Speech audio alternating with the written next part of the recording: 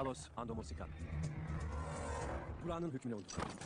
Bu durumda çok kan dökülecek. Sizin kanınız.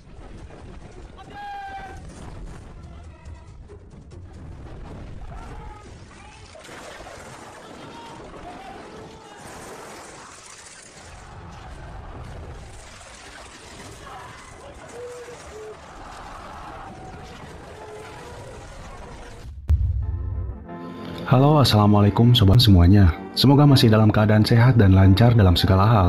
Kali ini kami sajikan sebuah film yang menceritakan tentang kisah sejarah jatuhnya kota Konstantinopel, atau yang saat ini kita kenal dengan kota Istanbul, Turki, dari Kekaisaran Bizantium Tentara Salib, yang berhasil direbut kembali oleh kubu Ottoman atau Bani Utsmaniyah pada masa pemerintahan Sultan Mehmed II, atau yang lebih dikenal dengan Muhammad Al-Fatih. Yang mana saat itu benteng Konstantinopel merupakan benteng terkuat dan terkokoh di dunia, sehingga bisa dikatakan mustahil untuk bisa dibobol oleh musuhnya. Walaupun film ini penuh dengan kontroversi, namun sangat seru untuk disimak. Lalu bagaimana kisahnya? Langsung saja kita simak alur cerita film Petih 1453. Di awal film ini diceritakan tentang flashback ilustrasi dialog antara baginda Rasulullah dengan para sahabatnya pada tahun 627 Masehi di kota Madinah, beberapa tahun sebelum Rasulullah wafat, tentang sabda beliau yang mengatakan bahwa Konstantinopel akan jatuh ke tangan Islam. Pemimpin yang menaklukkannya adalah sebaik-baik pemimpin, dan pasukan yang berada di bawah komandonya adalah sebaik-baik pasukan. Hingga scene selanjutnya berpindah jauh ke tanggal 29 Maret 1432 di kota Edirne, Turki, di sebuah istana Sultan Murad II yang saat itu menjadi pemimpin Kekaisaran Ottoman. Setelah ia selesai membacakan surat Al-Fath, terlihat seseorang memberikan kabar padanya bahwa istrinya Humahatun telah melahirkan anak laki-laki.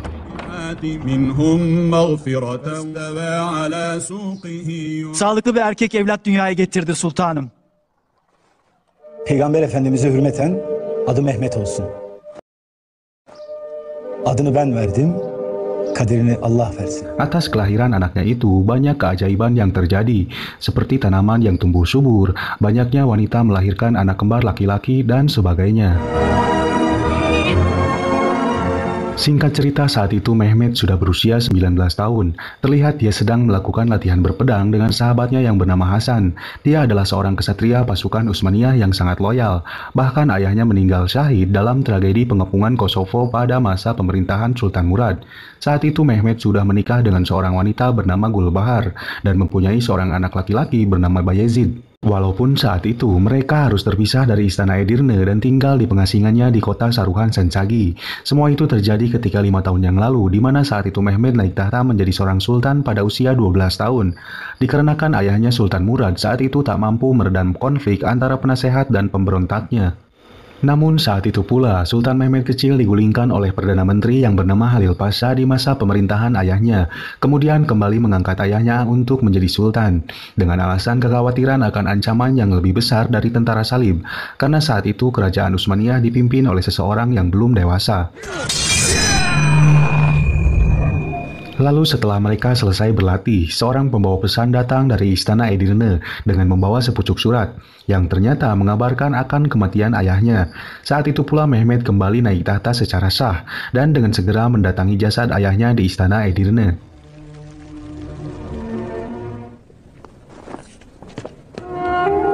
Şehirleri fetheden Di depan jasad ayahnya, beliau mencurahkan segala isi hati dan kecintaannya terhadap sang ayah, yang selama hidupnya tak pernah memperhatikannya. Sultan Mehmet juga bersumpah bahwa beliau akan melanjutkan cita-citanya untuk menaklukkan kota Konstantinopel. Berita wafatnya Sultan Murad II akhirnya sampai kepada Kaisar Bizantium, yaitu Konstantin XI. Dia dan para penasehatnya menyambut gembira kabar itu. Akan tetapi, salah satu penasehat yang bernama Adipati Notaras malah sebaliknya. Dia merasakan kekhawatiran karena Sultan Mehmet diketahui adalah orang yang cerdas. Beliau mempelajari ilmu ketentaraan, ilmu teknik, sains, matematika, dan menguasai beberapa bahasa. Semua itu hanya demi cita-citanya untuk menaklukkan kota Konstantinopel. Berita wafatnya Sultan Murad II juga sampai kepada Raja Paus dan kerajaan Kristen lainnya. Roma olduğundan hiç şüpheniz olmasın. Sultan Mehmet babasının yarım bıraktığı. Bunun için gerekirse baskı yapmalıyız.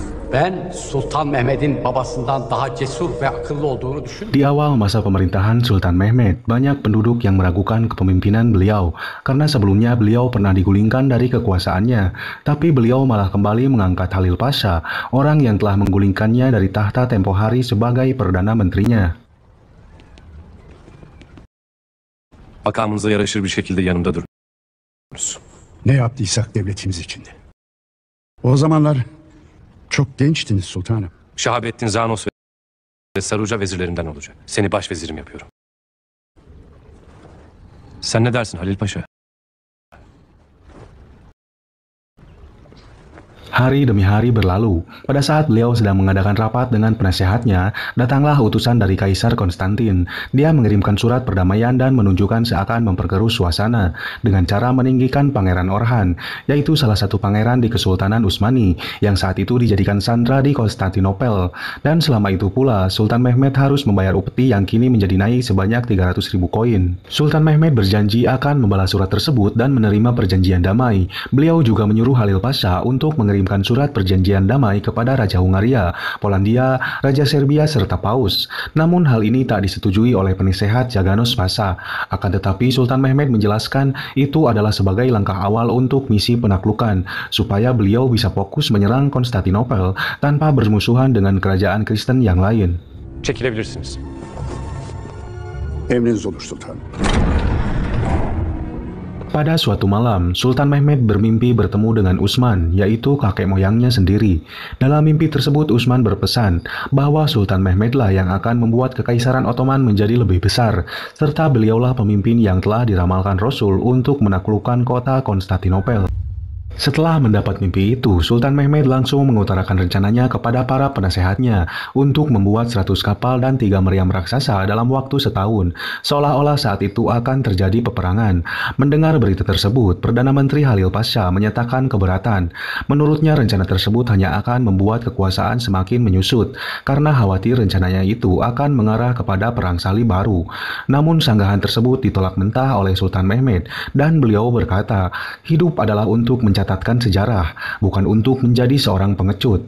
Ecdadımın bana öğrettiği çok değerli bir şey var Lala. Tarih yazmak korkaklara göre bir iş değildir. Scene berpindah ke pelabuhan Genoa, Itali. Dalam pemanis film ini diceritakan seorang wanita asal Hungaria bernama Era. Saat itu terlihat dia telah menolak lamaran dari Giustiniani. Dia adalah salah seorang petinggi kesatria Romawi. Dan saat itu Era hendak pergi ke Konstantinopel untuk menemui ayahnya yang bernama Urban. Evlen benimle. Yaptıkların için minnettarım. Ternyata mereka berdua adalah ilmuwan yang ahli dalam teknik pembuatan senjata dan selama ini dimanfaatkan oleh kubu pasukan salib. Ia pun menyampaikan kepada ayahnya bahwa Adipati Notaras menolak rancangan katrolnya dan menginginkan Urban untuk membuatkan meriam untuknya. Namun Urban menolaknya dengan keras. Sementara di Istana Konstantinopel, malam itu para petinggi kerajaan sedang merencanakan strategi busuk untuk memanfaatkan situasi perpecahan di kubu Utsmaniyah dengan mengkambing hitamkan pasukan Ibrahim di kota Karaman untuk melakukan perang saudara melawan pasukan Sultan Mehmed di Edirne. Bu zaaftan faydalanmalıyız İlyas Bey. Osmanlılardan kurtulmanın tam zamanıdır. Dari rencana itu, Pangeran Orhan yang selama ini telah membelot dan bersekongkol dengan Konstantin bersedia untuk memfitnah dengan cara membuat surat yang akan dikirim kepada Sultan Ibrahim di Karaman. Surat itu direkayasa dengan tanda tangan Perdana Menteri Halil Pasha dan aliansi kerajaan salib lainnya, seolah-olah mendukung pasukannya untuk menghancurkan kerajaan Sultan Mehmed. Namun strategi busuk tersebut berhasil diketahui oleh seorang pelayan kerajaan yang selama ini menjadi mata-mata dan berhasil menyampaikan informasi tersebut kepada Hasan, kesatria kerajaan Sultan Mehmed itu. Konstantin bu gece Orhan'ı yemeğe davet etti. Hingga saat utusan pasukan Konstantinopel sedang dalam perjalanan untuk mengirimkan surat tersebut, dengan gagah beraninya Hasan didampingi sahabatnya berhasil melumpuhkan mereka dan berhasil mendapatkan suratnya.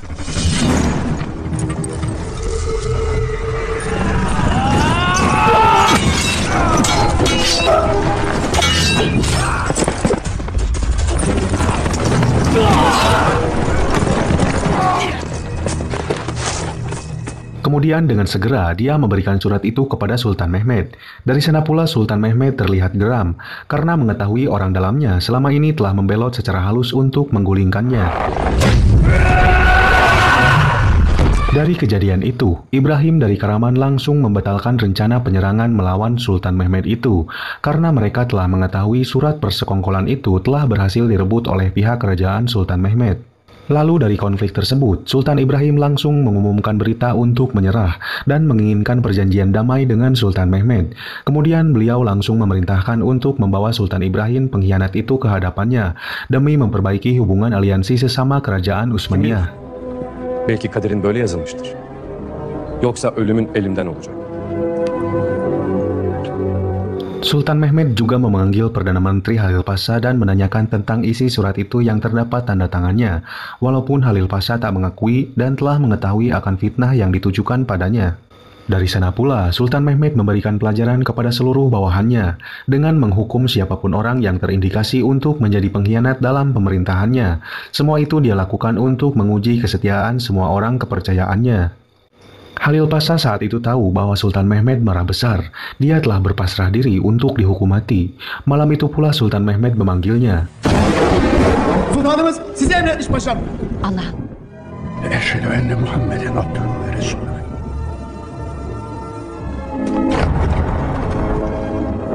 Buraya gel. Yaklaş. Dengan terkejutnya, saat itu Sultan Mehmed malah meminta pendapatnya untuk memberikan masukan strategi perang dalam rencana ekspedisinya dengan tujuan untuk menginvasi Konstantinopel. Papa'da, Latin devletleri de Şu iki burcun yapımı sana ait olacak. Her halükarda kan dökülecek.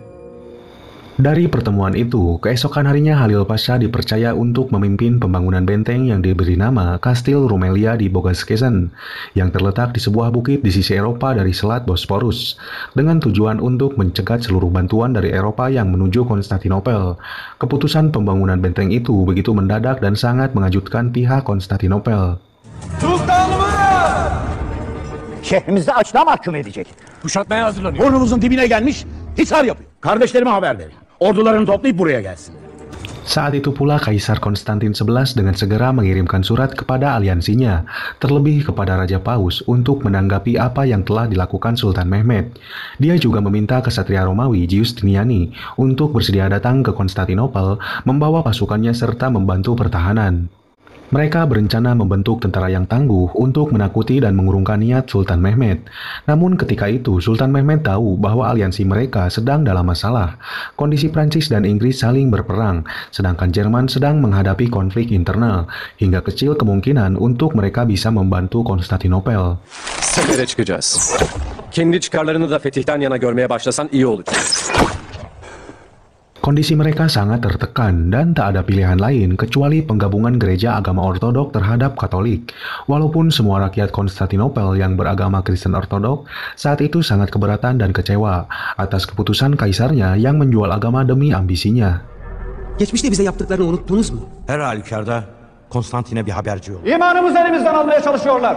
Deccale karşı tek yumruk olmamızın zamanı geldi. Dinimizi Papa'nın emrine teslim etmeyeceğiz. Selain itu, Kaisar Konstantin memerintahkan Adipati Notaras untuk menyuruh Urban membuatkannya meriam besar demi pertahanan. Namun Urban menolak dan dia diancam untuk dibunuh. Walaupun saat misi pembunuhan ilmuwan itu, mereka berhasil diselamatkan oleh Hasan. Hadi kızım acele et.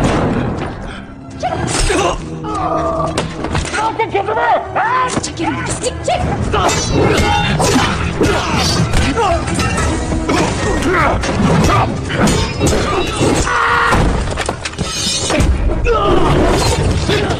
Dan sebagai tanda jasa, Urban dan anaknya Era berpaling mendukung pasukan Utsmaniyah dan bersedia memenuhi permintaan Sultan Mehmed untuk membuat meriam raksasa yang belum pernah ada sepanjang sejarah. Konstantiniye'nin surlarını yerle bir edecek. Dilediğiniz büyüklükte topu dökebiliriz. Tarihin bir daha göremeyeceği büyüklükte bir top dökmeni istiyorum. Seni ve yardımcını aramızda görmekten memnun oldum. Sağ olun efendim. Kolay gelsin. Sağ olun efendim. Sultan Mehmed terus mengupayakan persiapan perangnya.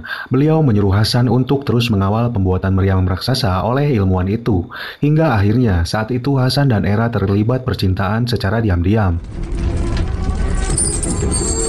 Muzaffer eyle!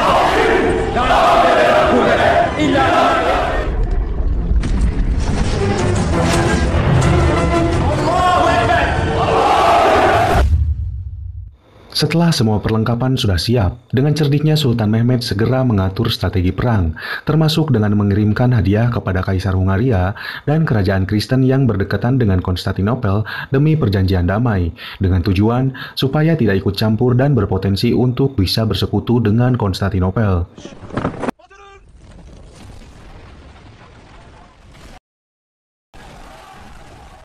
Sedangkan di pihak lain, Kaisar Konstantin memasang rantai besi raksasa di bagian selat Golden Horn, yang merupakan tembok terlemahnya karena benteng itu hanya memakai tembok satu lapis, sehingga tidak memungkinkan kapal-kapal untuk melintas dan menyerang tembok. Sebelum berangkat ke medan perang, Sultan Mehmed menulis surat dan meminta restu pada istri dan anaknya, demi impian dan janji meneruskan cita-cita leluhurnya. Di sini kita akan merasakan adegan yang sangat haru, saat pertama kalinya Sultan Mehmed memanggil anaknya Bayezid untuk memeluknya, karena selama ini kejadian itu merupakan hal yang dilarang. Sultan Mehmed teringat akan masa kecilnya, yang dikucilkan oleh mendiang ayahnya sendiri, dan itu membuatnya sakit hati.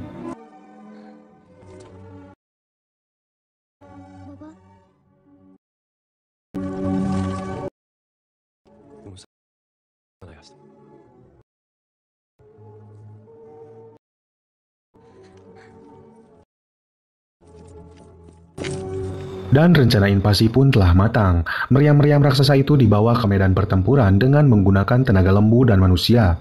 Pengepungan pertama yang dilakukan oleh Sultan Mehmed yaitu pada hari Jumat 6 April 1453 Masehi dengan membawa 250.000 prajurit.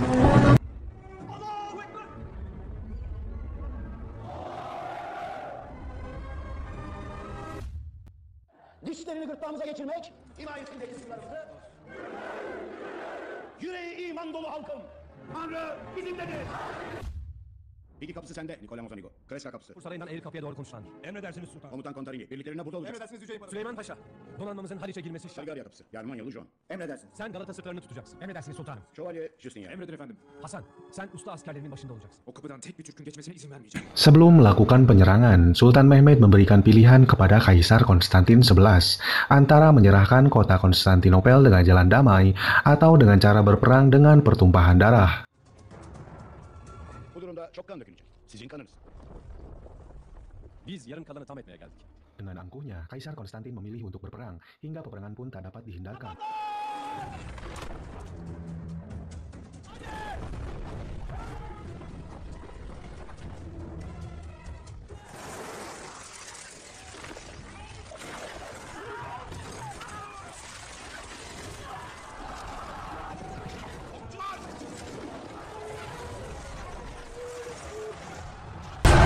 Trebuchet atau pelontar batu mulai dikerahkan, dan pada hari itu juga meriam basilika untuk pertama kalinya digunakan dalam sejarah dan berhasil membuat celah pada tembok Konstantinopel, walau belum membuahkan hasil yang maksimal.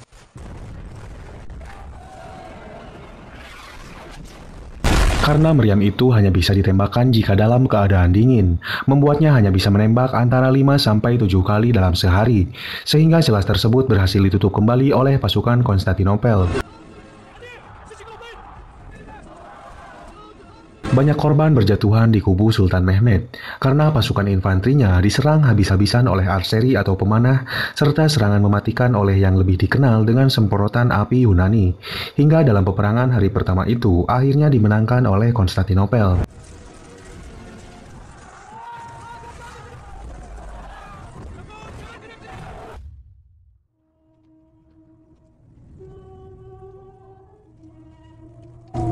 Mereka berpesta pora karena tahu bahwa bentengnya mustahil untuk ditembus oleh musuh.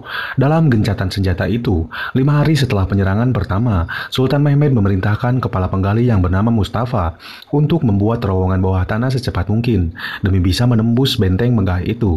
Namun hal tersebut diketahui oleh pasukan Konstantinopel dan menyebabkan beberapa orang penggali akhirnya mati syahid.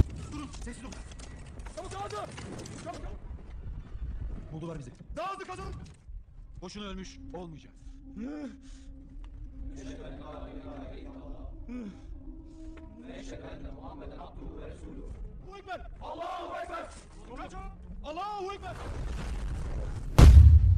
Setelah 12 hari penyerangan pertama, Sultan Mehmed memanggil Hasan bersama pasukan kavalerinya untuk melakukan serangan kedua pada malam hari.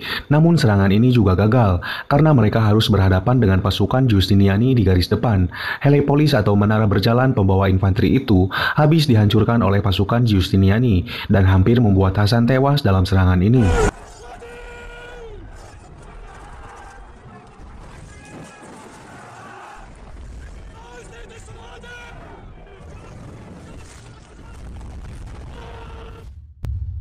Hari demi hari berlalu, serangan demi serangan pasukan Sultan Mehmed berhasil dikalahkan oleh pasukan Konstantinopel. Sultan Mehmed saat itu terlihat stres dan frustasi, terlebih saat diketahui 3 kapal bantuan dari Raja Romawi berhasil datang dan bergabung dengan Konstantinopel.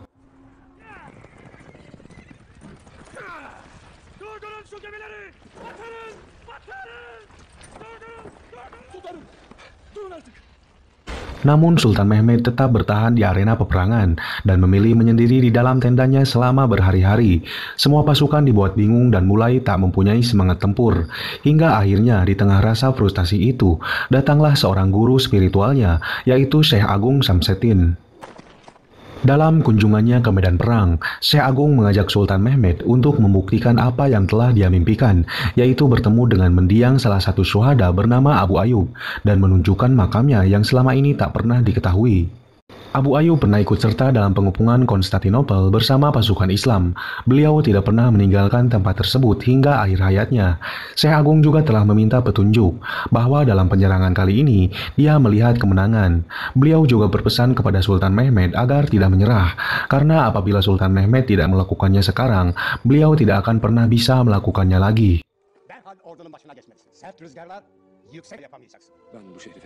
Setelah pertemuan spiritual itu, Sultan Mehmed terus berzikir untuk menenangkan hatinya.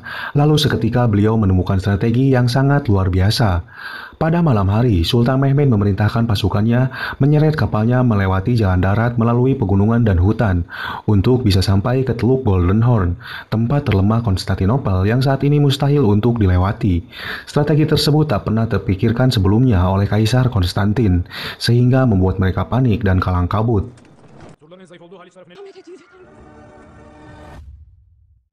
Askerlerim, düşmanlarımızın bizi yok etmek için geçmişimiz zaferlerle dolu. Göğsümüze uzattığı kılıçlarını kırdık, nice zorlu kaleleri, şehirleri aldık. Bugün burada bize düşen bayrakları alaşağı ettik. Allahu Ekber! Sabah olduğunda Allahu Ekber! Setelah pagi tiba, Sultan Mehmed melakukan sholat duha berjamaah dengan semua pasukannya yang dipimpin sendiri oleh beliau. Allahu Ekber! Esselamu Aleyküm ve Rahmetullah! Esselamu Aleyküm ve Rahmetullah!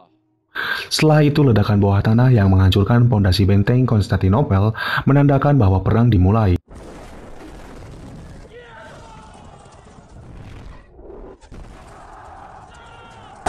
Akhirnya di hari dengan cuaca yang tenang itu, benteng Konstantinopel berhasil runtuh, sehingga pasukan Ottoman berhasil merangsek masuk dan melumpuhkan garis depan. Semua warga panik dan menyelamatkan diri dengan bersembunyi di gereja Hagia Sophia. Kemudian untuk pertama kalinya, Hasan bisa berhadapan langsung dengan Giustiniani, hingga akhirnya Giustiniani berhasil dikalahkan dan meninggal.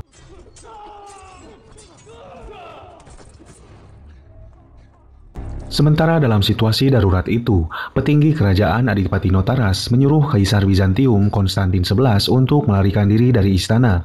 Namun semua itu ditolak oleh Kaisar yang memilih untuk ikut bertempur, walaupun akhirnya dia meninggal dalam peperangan itu. Aksi heroik yang terakhir terlihat saat Hasan mencoba mengibarkan bendera Utsmaniyah di atas benteng Konstantinopel untuk mendeklarasikan bahwa benteng telah berhasil direbut. Hingga akhirnya Hasan berhasil, walaupun dia meninggal menjadi syuhada.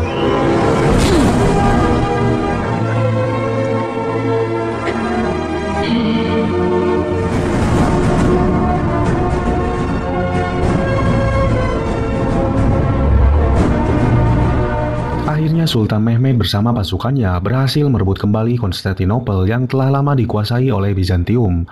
Sultan Mehmed atau Muhammad Al-Fatih yang saat itu masih berusia 21 tahun akhirnya memasuki Konstantinopel dan turun dari kudanya untuk melakukan sujud syukur. Setelah itu, kota Konstantinopel resmi menjadi bagian daerah kekuasaan dari Kerajaan Utsmaniyah. Dalam keberhasilannya itu, beliau tak membunuh orang-orang Kristen yang tersisa, melainkan merangkulnya untuk diberikan hak hidup berdampingan dan diberikan kebebasan untuk memeluk agama sesuai kepercayaannya. Dan dengan ini pula, film ini akhirnya tamat. Sekian yang bisa kami persembahkan dalam alur film kali ini. Semoga bisa terhibur dan menginspirasi semuanya. Mohon maaf bila masih banyak kekurangan. Sampai jumpa lagi di kisah berikutnya.